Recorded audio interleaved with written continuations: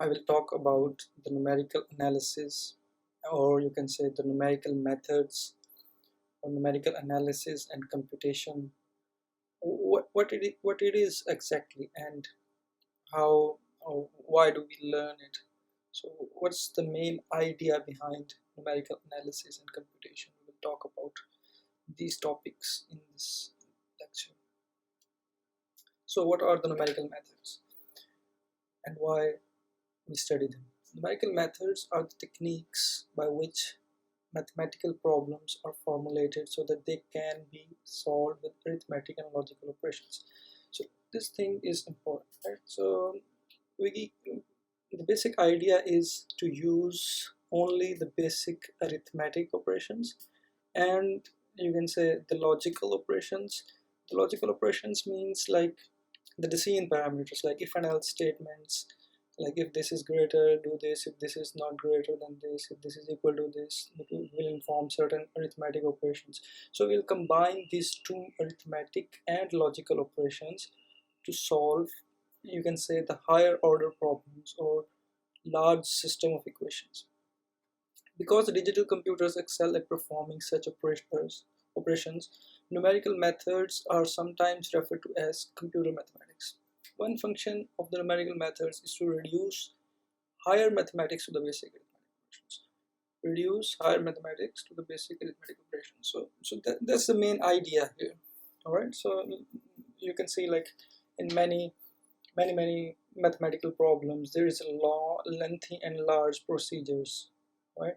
So let's say the factorization is there, or you move terms to the other side, or do multiple, you can say, apply trigonometric formulas or different complex, you can say, analytical solutions, which are quite difficult to handle for the computer, right? So if we want to solve these problems in the computer, we need to formulate them in the basic arithmetic and logical operators, right?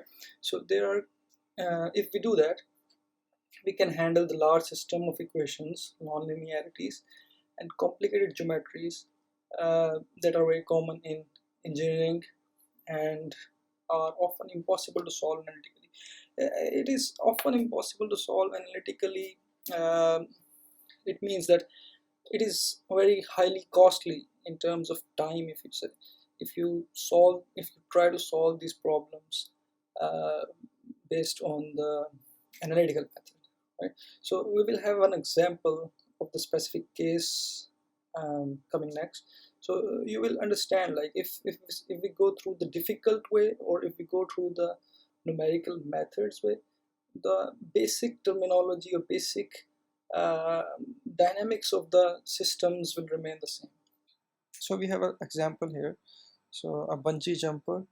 A bungee jumper is, you can say, bungee jumping is a kind of a sports entertainment. Like, you go someplace high in the sky and then go down, jump downwards with the attached rope on your feet, and you keep going down, and then due to elasticity of the rope, it will move up and then again go down and eventually become unstopped. So this is the basic idea behind bungee jumping.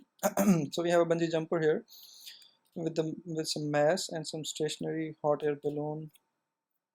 Some station hot air balloon is the balloon, like, which moves upward, right? So he jumps from the hot air balloon. They compute the velocity for the first 12 seconds. So we have to compute the velocity for the first 12 seconds. So as he jumped out of the hot air balloon, he jumped downwards. So his velocity will keep on increasing, right? So we know that. So we have to compute the velocity for the first 12 seconds. First 12 seconds, right? So also determine the terminal velocity. So we know that if he jumps outwards, then his velocity will keep on changing and its velocity will keep on increasing.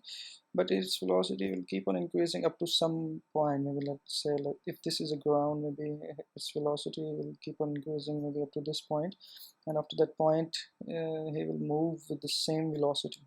So that velocity, which becomes fixed, or you can say which doesn't change anymore that much, that velocity will become like the terminal velocity. That velocity we also have to find, like it becomes almost constant.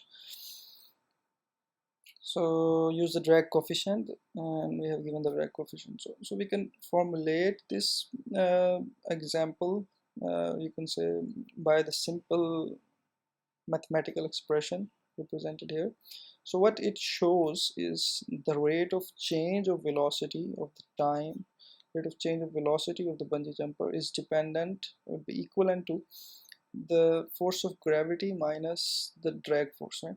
So we know that if the bungee jumper is having the free fall, two forces will act on it. The first one is the downward force due to gravity, and the other one, the opposite one, is the force due to the air resistance. So they are opposite, so the negative sign will come here.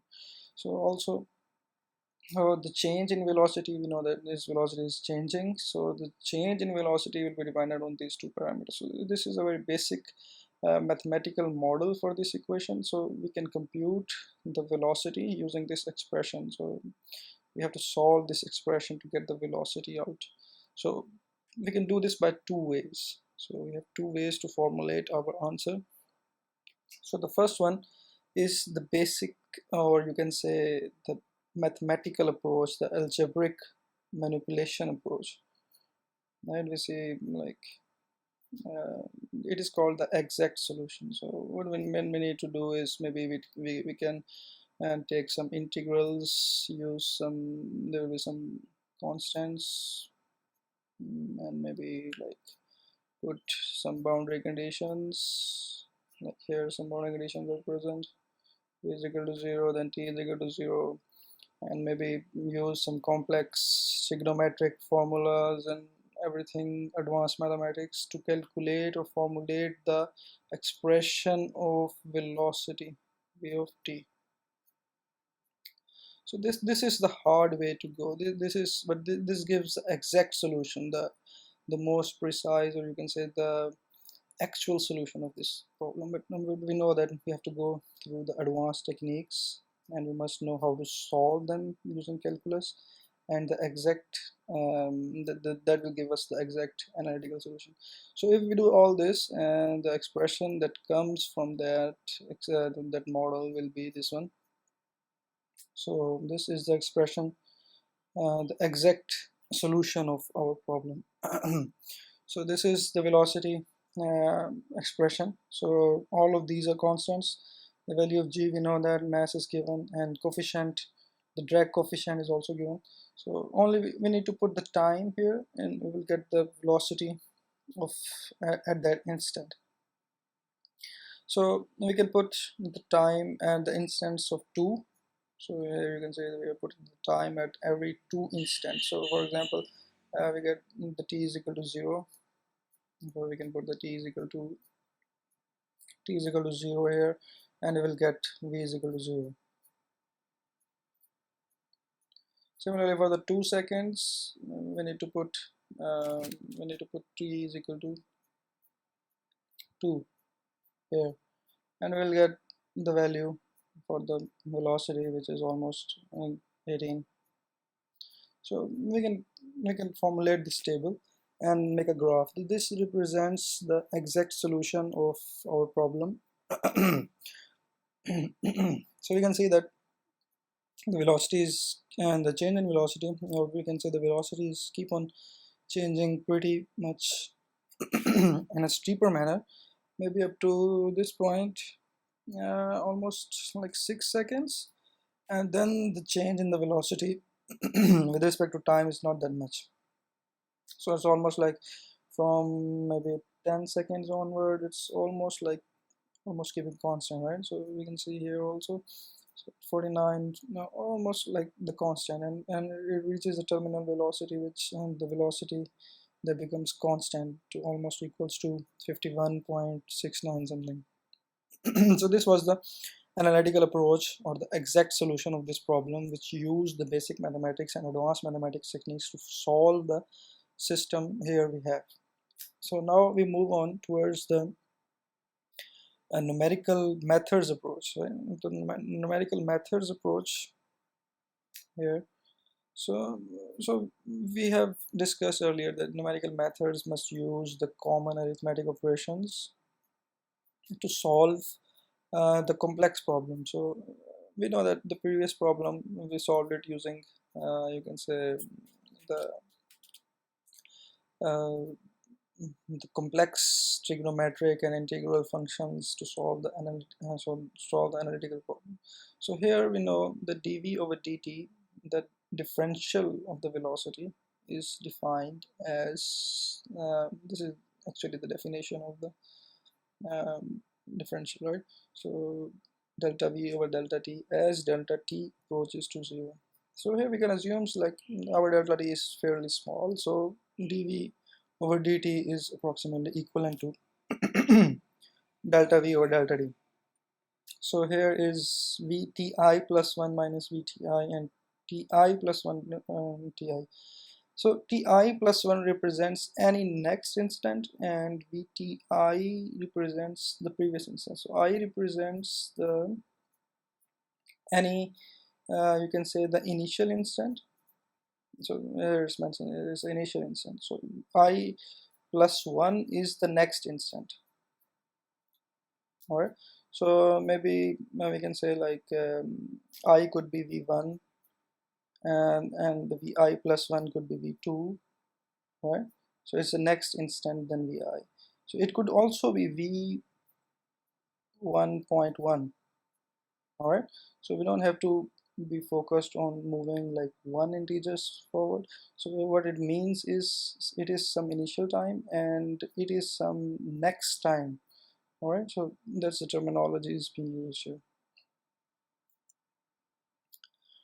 All right. So we have to calculate. We have to formulate this. We have to put this relation, the value of this expression here, at the place of dv over dt. All right.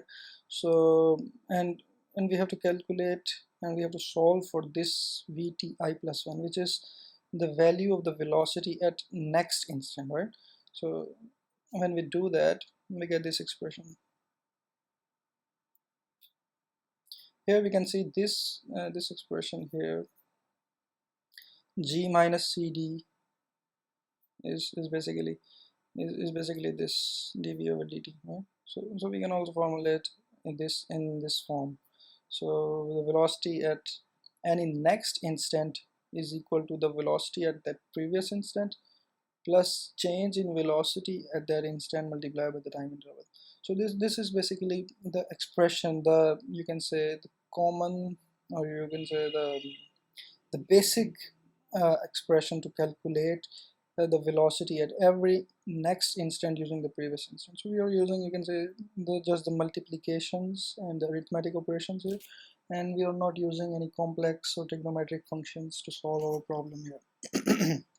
So this diagram also represents the slope. All right, so we said previously that delta v over delta t is so as the 2 points become closer, that is the delta t will be equivalent to 0, that difference between the slope and the actual curve will become minimum, right?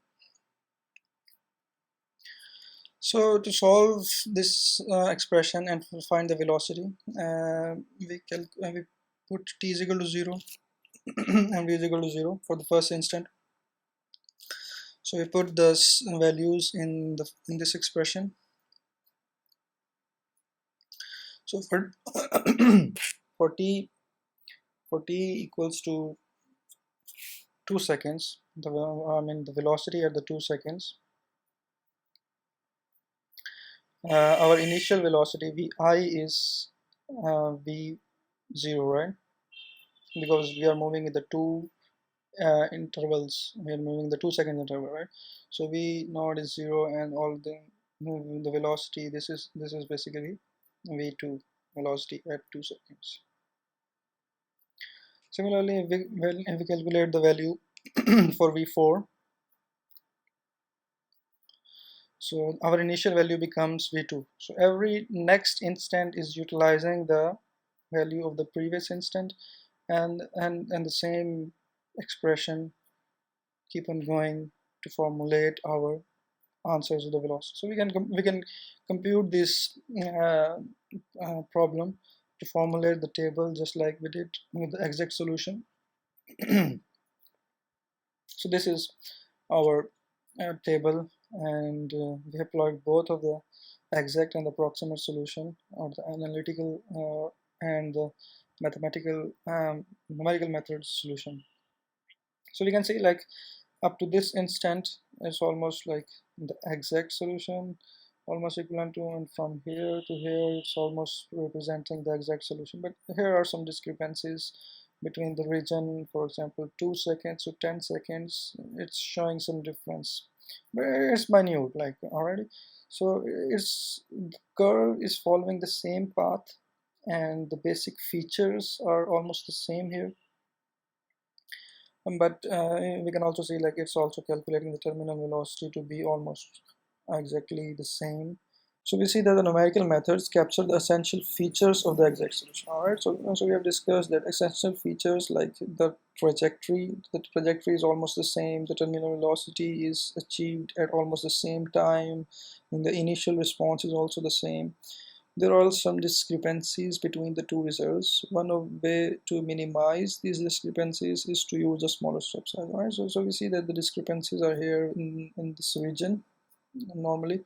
So if we want to remove these discrepancies, these differences between the analytical and the approximate solution, we need to use the smaller step size, right?